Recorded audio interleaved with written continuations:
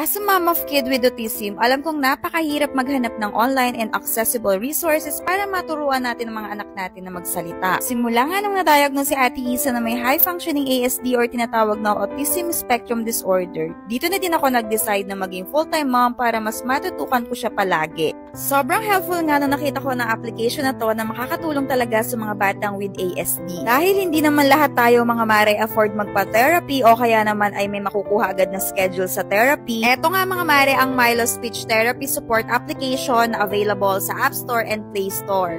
Pwede ka nga mag-avail ng 7 days trial. Milo is an application that made for children with ASD and of course to help our awesome parents na para mas matulungan pa ang mga anak nila sa bahay. Milo has a curriculum that is designed to help children with ASD and speech delay. Iba't ibang lesson ang nakapaloob dito at pwedeng-pwede nating ituro sa kanila habang tayo ay naghihintay ng kanilang schedule sa therapy. Milo complements the therapy session from speech and occupational therapies.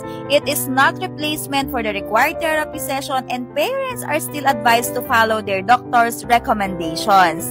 And this is the good news for you mga ka-awesome parent. You can download the Milo app from the Play Store or App Stores and claim your 1 month free use this month of April.